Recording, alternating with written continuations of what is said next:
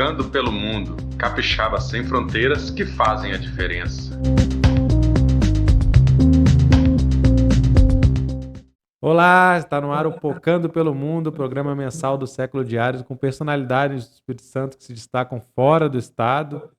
Estamos no ar aqui com a apresentação de Vitor Taveira, convidados super especiais a cada mês. Peço para você curtir, compartilhar, comentar, seguir nossos canais do Século Diário no YouTube, nas plataformas de áudio, também no Instagram, que é @tvséculo, no YouTube e nos canais é Século Diário. E aí no Instagram também, se você tiver conhecer alguém, algum capixaba que está fazendo sucesso aí pelo exterior, em outro estado, que tem boas experiências, ideias legais também, manda para a gente de sugestão que a gente vai avaliar. Para hoje nós temos como convidado o engenheiro ambiental Ricardo Dutra Gonçalves, que é doutorando em design transdisciplinar pela Monash University da Austrália. Cara que tem muitas experiências aí nacionais, internacionais, vai contar um pouco delas para a gente. E também falar do tema, né, dos seus estudos e trabalho, do que é o design social, de como que o design pode ser aplicado, né, de várias maneiras na nossa sociedade. Então, bem-vindo, Ricardo. Obrigado por aceitar conversar com a gente, trazer um pouco dessas histórias. Eu queria que você começasse comentando para a gente, assim, né, onde que você nasceu, cresceu e como é que você começou a despertar essa coisa de ir para outros lugares, né? Seja para trabalhar, para estudar. Então, eu nasci em Cariacica. Na verdade, eu nasci em Vitória, mas eu cresci em Cariacica, em Campo Grande.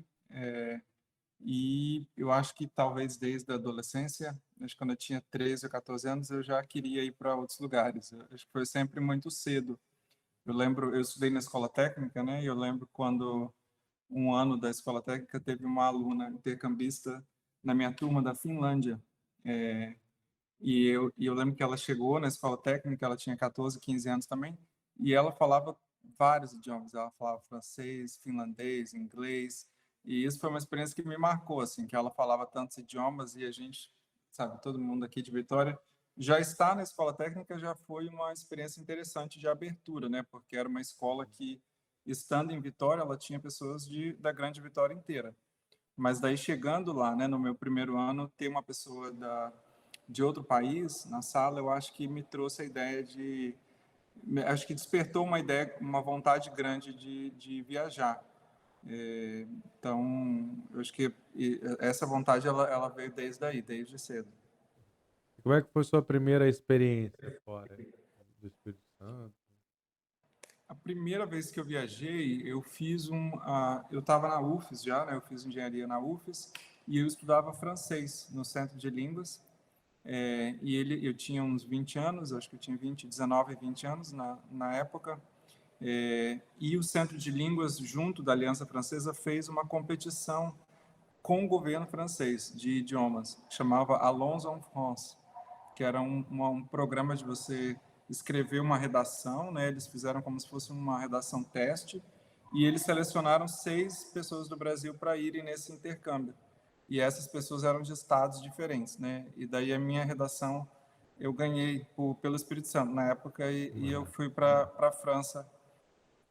Primeira vez que eu peguei avião e a primeira vez foi no avião internacional. Então eu não sabia nada, não sabia nem como abaixar o negócio para comer a comida, não sabia nem que eles serviam almoço ou janta.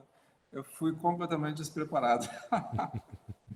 Mas que legal, porque também entra numa coisa que você falou, né? Que você viajou com outras pessoas, que eu acho que isso é uma coisa que vai ser marcante aí na sua carreira, que é lidar com equipes multidisciplinares de vários países, não é isso? Como é que você continua e faz essa transição aí da engenharia ambiental para o design? Isso de equipes transdisciplinares, eu acho que definitivamente foi o que marcou a minha trajetória, assim, totalmente. Hoje é uma definição muito grande no meu trabalho, essa ideia de trabalho transdisciplinar, ou interdisciplinar, pelo menos, né? Eu acho que a primeira experiência que eu tive que me abriu um pouco para isso foi porque eu fazia engenharia na UFES, mas eu vivia na ESEC. E como eu vivia na ESEC, a ESEC tinha pessoas de todos os cursos, né? Oceanografia, psicologia. Então, às vezes, a maior parte do tempo, eu, na verdade, estava na psicologia, com os meus amigos da psicologia. Eu vivia Sempre tem muita participando gente das boa na coisas lá. psicologia. Porque a ESEC é uma organização internacional, não é isso? Que tem sedes locais e você atua bastante. E recebe e realiza intercâmbios, não é isso?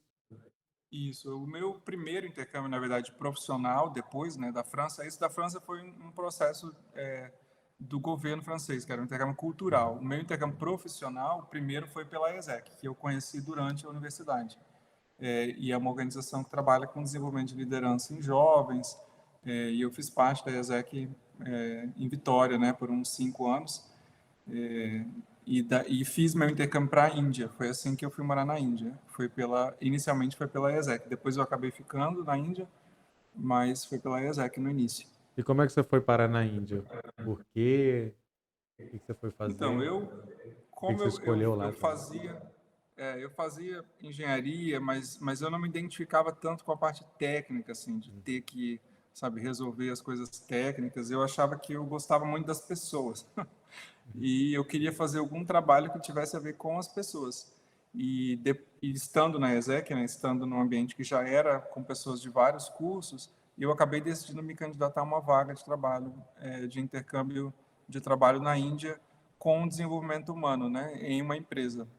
Então, o meu intercâmbio para a Índia, pelo primeiro ano, eu trabalhei na Tata, que é uma empresa indiana, que é um grupo, na verdade, é um dos maiores grupos de empresas da Índia. E uma das empresas, que é uma consultoria de negócio, tecnologia, eles têm. Eu trabalhei com a parte de desenvolvimento de talentos na Tata da Índia por 2 anos. E depois eu acabei ficando na Índia, porque eu adoro a Índia. Hoje eu estou quase chegando nos 40, eu estou em outra época da vida, mas quando eu tinha 24, que é a época que eu me mudei para a Índia, eu tinha muita energia para lidar com a Índia, porque a Índia também é um país complexo, né, de morar. Mas eu amo a Índia, eu acho a Índia um país sensacional. E o que que faz de lá um lugar complexo e o que que faz de lá você gostar tanto? Eu acho complexo, pelo número de pessoas, né? A Índia hoje ela é o país mais populoso do mundo, né? São 1 bilhão Passou a 300 China, né? Um milhões, né? pouquinho agora. Passou a E China bem menor que a China também. e menor que a China e menor que o Brasil também, né? A Índia provavelmente ela talvez seja do tamanho do Nordeste, eu acho um pouco maior que o Nordeste, e você imaginar uma população 7 vezes a do Brasil num território como o Nordeste, é muita gente. E é muito complexo. Quase toda a Índia é urbana, né? Tem a parte rural, claro, mas é um país muito urbanizado em termos de volume de pessoas. Então, a complexidade maior, eu acho que é a populacional, e daí tem a complexidade também cultural, porque a gente pensa Índia como se fosse uma coisa só, né? Mas a Índia são muitas Europas dentro de um lugar pequeno.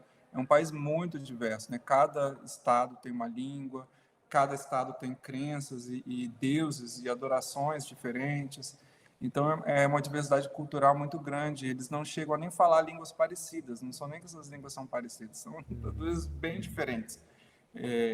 Então é complexo culturalmente também, e a questão social, econômica, né, a questão da pobreza. Eu lembro quando eu morei na Índia, eu fiquei sabendo uma época que um número alto de pessoas na Índia não tinha nem identidade, e isso foi uma coisa que me chocou, né, que era tipo milhões, assim, 500 milhões, não sei, era um número bem grande, e eu não conseguia imaginar como tanta gente não tem nem registro, né. É complexo, mas ao mesmo tempo é um país, eu acho que de todos que eu visitei até hoje, eu acho que como a Índia não existe. Não tem igual. E o que que você gosta assim, é justamente essa diversidade, é o modo Eu de gosto vida? do imprevisto, eu acho a Índia um país que te dá um imprevisto, assim. Eu gosto dessa coisa de você descobrir o que você nunca imaginou, de você ir para um lugar e você realmente descobrir algo que você não imaginou. Eu acho que hoje em dia, né, quando eu morei na Índia já faz quase 10, 15 anos, né? Mas hoje em dia as pessoas, eu sinto que elas viajam, quando elas viajam, e eu vejo pelo Instagram, elas já têm muitas ideias sobre os lugares. Elas querem ir para Roma, e daí elas querem fazer 1, 2, 3, 4, 5, 6, 7. Ela quer fazer todos os passos do que ela viu no Instagram de fulano, de fulano, de fulano. Eu, na época, não tinha Instagram, Antes era no guia turístico, né? Agora é no Instagram. era no boca a boca, sabe? Eu cheguei lá e daí, o que vocês fazem aqui nessa cidade? Ah, tá. Aí você vai na cidade e descobre. Então, assim, não estou fazendo uma apologia à falta da tecnologia, mas eu digo que essa coisa de você descobrir algo em um lugar novo, hoje em dia as pessoas já chegam muito nas cidades com preconceitos, assim, com preconcepções do que aquele lugar é e do que ele oferece. Então, vira um turismo muito comercial. E isso não foi minha experiência. A minha experiência na Índia foi muito real, assim, muito com as pessoas de lá e no dia a dia de lá. Eu não perguntei no começo para o espectador aí, para o ouvinte, onde você está agora, né? Eu estou na Itália, por isso que eu falei Roma. Eu acho que eu falei Roma, né? Citou Roma. Tá bem Eu dei um presente. exemplo de Bem Roma. presente. Você está em Roma exatamente? Não, eu estou em Florença. Ah, em Florença. É, Legal, um berço mas importante. Roma é uma cidade fantástica, fantástica também. Porque você, na verdade, você faz o seu doutorado na Austrália, né? Aí queria que você contasse um pouco Isso. também de como é que te chama a atenção também desse. É outro continente também, né? Você falou, você está na Europa, mas faz um doutorado que é num país da Oceania. Passou pela Ásia também. O que te chama a atenção também dessa experiência da Austrália, da Itália? O meu doutorado, essa universidade da Austrália, na verdade, que fica em Melbourne, eles têm campus fora da Austrália também, porque eles fazem muitos intercâmbios e muitas trocas, né, de conhecimento. Eu estava com uma moça aqui do meu lado agora que ela é da Polônia e ela trabalha no campus da Universidade Australiana na Malásia. Nossa. Então tem essa conexão, né? Então esse prédio, esse campus que eu estou aqui na Itália, ele é um campus de eventos, de encontros da Universidade Australiana. Então, por exemplo, essa semana chegaram aqui uns 150 australianos, assim, do nada. Uhum. Entraram todos no prédio, porque eles estão vindo no verão para cá para fazer cursos, e acaba sendo uma porta também, a Itália, nesse caso, acaba sendo uma porta de contato com a Austrália, porque a Austrália ela é um país muito isolado, assim, de certa forma, né? Então, para eles terem uma conexão com a Europa, fez sentido para a universidade ter um campus na Itália. Por isso que tem essa conexão. Sim, a Austrália acaba sendo uma grande ilha, né? Cercada de água. Sim. É. E assim, me conta um pouco do que é esse design transdisciplinar, o design social, porque a gente quando ouve falar em design pensa muito, né, no design gráfico, ou no design de produtos, né? Ah, desenhou uma cadeira, desenhou um automóvel, ou desenhou uma marca. Como é que você entende o design de uma forma mais ampla? O que é isso que você chama de design social? Então, eu falei que eu fiz engenharia, né? Mas depois do meu mestrado, quando eu fui fazer mestrado, eu fiz mestrado em design. E o mestrado era em design transdisciplinar, em uma universidade de design de Nova York, né? Chamada Parsons. Então, eu morei 2 anos em Nova York e essa escola ela tinha uma abordagem de levar o design para fora do design. E eu me identifiquei muito com isso, porque eu sempre achei, dentro da engenharia, por exemplo, que eu estava fechado dentro de uma coisa, como se aquilo dali fosse um conhecimento daquela área. Você tem que ficar meio cercado por aquilo dali. Daí, para alguém falar, olha, você pode vir aqui fazer esse mestrado vindo de qualquer área, isso para mim foi muito libertador. Então, eu fui para lá fazer esse mestrado. E a ideia do mestrado em design transdisciplinar e de design transdisciplinar é isso de um conhecimento de design que pode ser levado para uma área fora do design.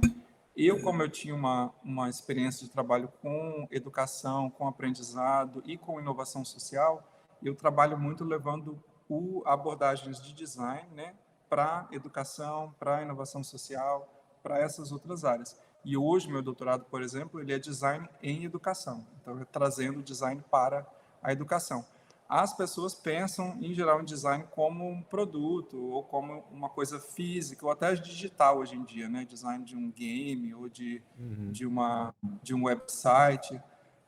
Mas design, basicamente, significa você inventar uma coisa que não existe. Design é criar, né? Você criar algo que não existe. Então, tem muito mais a ver com criatividade, com o processo criativo de uma pessoa, de um grupo. Não tem a ver só com fazer um site, ou uma roupa, ou um serviço, né? Tem mais a ver com o processo de criação mesmo. E a educação é um lugar que tem necessidade de criação, né? Grande. A inovação social também. Sem dúvida. E o que você mais se orgulha assim de ter feito nessa área do design? Tem alguma experiência legal de trabalho? Foram bastante coisas interessantes. Eu acho que tem tantas coisas interessantes na Índia, desde os trabalhos na Índia, os trabalhos nos Estados Unidos. Mas, por exemplo, um projeto que eu fiz durante o período que eu morei em Nova York foi trabalhando com uma escola no Bronx. E essa escola, a ideia que a gente tinha era como trabalhar com o jeito que os professores pensam, com os modelos mentais dos professores em sala de aula.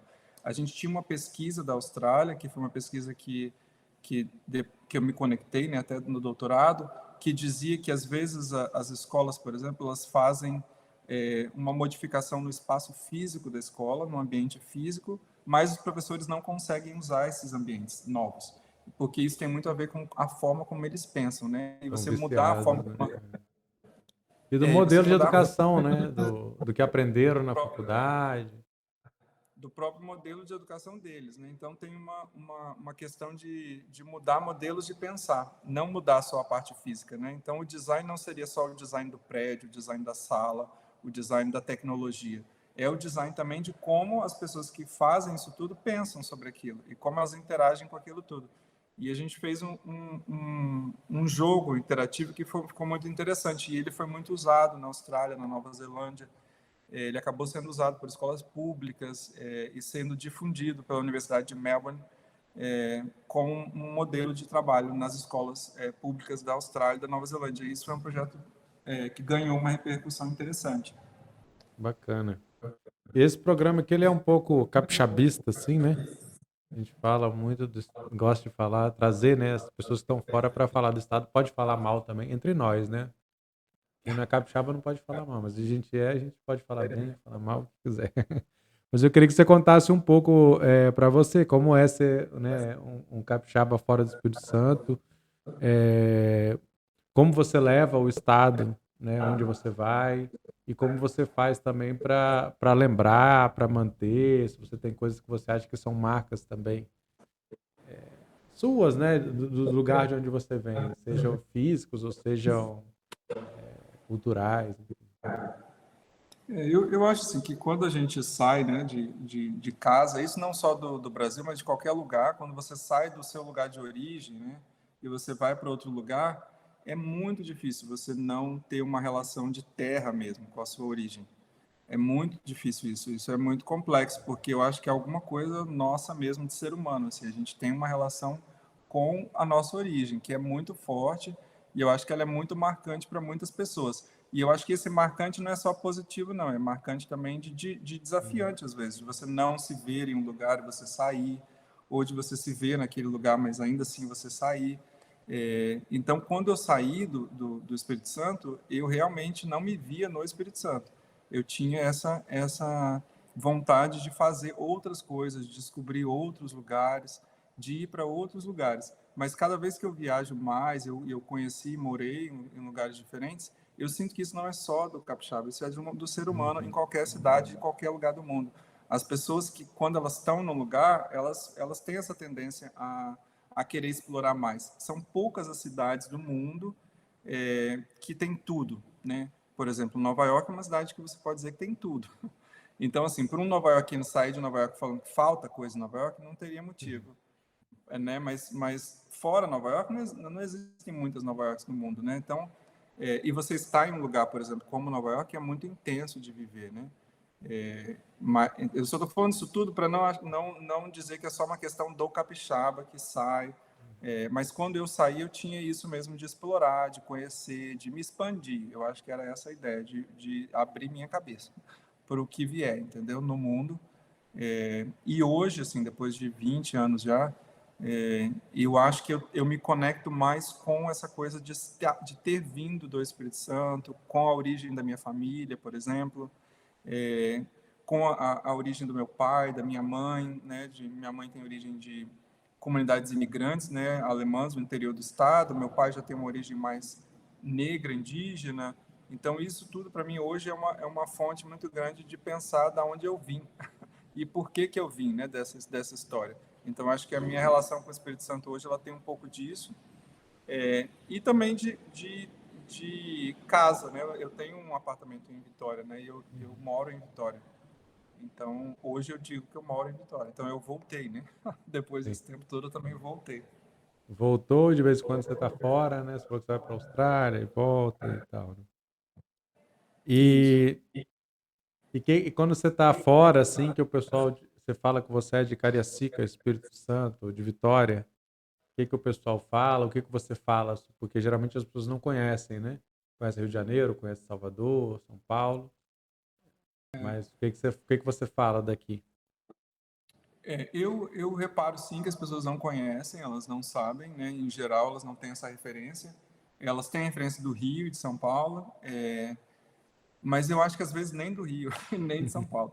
Então, assim, depende do grupo, depende do país, né? Mas eu acho que a impressão geral das pessoas que nos ambientes que eu vou, né, que são ambientes de pesquisa, de movimentação social de algum tipo, de educação, eu tenho uma impressão que as pessoas acham o Brasil um país muito rico de cultura, de diversidade, que é um país que tem muito a oferecer, que é um país muito interessante, que é um país muito bonito. E eu acho que quando eu falo de Vitória, eu falo isso também, que é rica, que é uma cidade com muitas belezas, que é um lugar bonito, que tem uma mistura cultural interessante. E tendo saído de Vitória, né, quando a gente está aí, às vezes a gente não vê isso, né? A gente acha que o outro lugar é mais interessante. Mas hoje, tendo visto outros lugares, eu realmente acho muito isso, que é uma cidade bonita e é um estado muito bonito, né, no geral, com muitas riquezas e potenciais. Acho que é isso que eu falo em geral. Porque muita gente roda, roda e às vezes acaba voltando, né? Eu queria que você contasse um pouco também desse seu processo de retorno, como você falou, embora hoje você está na Itália, você vai, né, às vezes para a Austrália, enfim, por que que você hoje aterrissou e você falou, hoje você disse que mora em Vitória, né? Deve voltar em breve aí também, né? Daqui a alguns meses. Sim, eu acho que hoje eu também, na minha cabeça, eu quebrei um pouco essa ideia de que quando você fala que você tem que estar num lugar, você está ali ou você está em outro lugar, sabe? Como se você estivesse num lugar só. Uhum. Hoje eu quebrei isso um pouco, assim. Eu acho que Vitória, para mim, hoje, meu apartamento é a minha casa. Então é onde eu me sinto como se fossem as minhas coisas, né? É, como eu tive muito tempo fora de Vitória, eu tenho uma certa dificuldade de restabelecer relações, porque eu passei muito tempo longe. Uhum. Então, essas relações com as pessoas eu acho mais difícil. Às vezes eu tenho relações muito boas com pessoas que estão muito longe, uma pessoa na Austrália, uma pessoa na Itália, uma pessoa nos Estados Unidos, na Índia, que são minhas amigas, né? Então, isso das relações, né, eu acho que é mais difícil de restabelecer. Mas, mas eu voltei, mas eu também não voltei, sabe? Uhum. É. Mas assim, a partir dos últimos anos, especialmente com a pandemia, né, cada vez mais está sendo possível também trabalhar de uma maneira conectada, não presencial e tal. Então, eu queria perguntar, você está terminando o doutorado, o que que você pensa, né, depois desse ciclo, se você quer continuar estabelecido em Vitória, e se você pretende continuar, na verdade, também trabalhando com outros países, com outros estados. Essa é a sua meta ou você pretende fazer algo mais local? O meu doutorado ele sempre foi um doutorado prático, assim. Eu sempre trabalhei com projetos ao longo do doutorado, né? Não foi um doutorado que eu me enfiei na universidade e passei 5 anos escondido, assim, né? É, foi um doutorado que eu estava muito fora fazendo coisas. Então, a minha ideia é continuar com esses projetos, é continuar fazendo trabalhos. Por exemplo, aqui na Itália a gente está fazendo uma residência artística focada em educação, em cultura. Aqui em Florença, em Prato, a ideia é que essa residência se repita o ano que vem. Mas, ao mesmo tempo, eu também tenho um outro programa com uma pessoa que é uma coreógrafa, uma artista dos Estados Unidos, que eu trabalhei esses anos todos, que é em Nova York, então eu também tenho interesse de continuar esse projeto. Na Austrália, os projetos de doutorado, eles continuam, apesar do doutorado terminar, né? Então, a universidade continua com projetos na área de educação e design e educação, e a minha ideia é continuar envolvido, porque eu acho que eles são interessantes. Então, eu acho que essa coisa do trabalho remoto mesmo, realmente isso possibilita você fazer coisas à distância e encontrar as pessoas em períodos mais intensos e mais específicos, né? Então, como estilo de vida, minha ideia seria meio que isso, assim, manter essas relações, esses projetos, passar meses do ano em Vitória, mas também estar em outros lugares e trabalhar online de uma forma mais independente. É meio a minha ideia. Beleza, acho que temos uns minutinhos ainda, né, Cauã? Queria que você deixasse aí uma mensagem final também para quem está nos assistindo, nos escutando, para quem se interessa também por uma trajetória como a sua, né, internacional, o que você daria de sugestão, de dica? Eu acho que a principal talvez é não pensar que isso tudo é um bicho de 7 cabeças ou que é impossível, né? Eu acho que é cada um meio que explorar o seu próprio caminho também é importante. Eu acho que não copiar o caminho de ninguém, mas ver o que hoje, no que você está fazendo faz sentido, aonde hoje tem uma conexão. E eu acho que é uma coisa que vem muito de dentro para fora também. Por exemplo, essa minha vontade de ir para os países, de aprender idiomas, de fazer essa jornada, ela veio muito de dentro para fora. Ela não foi uma coisa que foi imposta, e não foi uma coisa que eu vi na televisão, que eu falei, eu vou fazer igual. Foi algo que veio de dentro para fora. Então, eu acho que sair para conhecer o mundo também é olhar para dentro de si mesmo, entendeu? Então, eu acho que as pessoas precisam fazer isso, elas precisam olhar para dentro delas mesmas e daí explorar caminhos que fazem sentido para elas, porque senão elas vão sair para o mundo atrás de lugares perfeitos, o que não existe, né? Não é por aí, eu acho. Perfeito. Obrigado, Ricardo Dutra Gonçalves. Esse foi o Pocando pelo Mundo. Lembrando que esse e outros programas você encontra no YouTube, nas plataformas de áudio do Século Diário. A gente pede para curtir, comentar, compartilhar, apoiar, né? Nossa empresa independente. E lembrar também que tem um site, séculodiario.com.br, com notícias sobre o Espírito Santo. Então é isso. Valeu, Ricardo. Até mais. Pura vida. Pocando pelo mundo, capixaba sem fronteiras que fazem a diferença.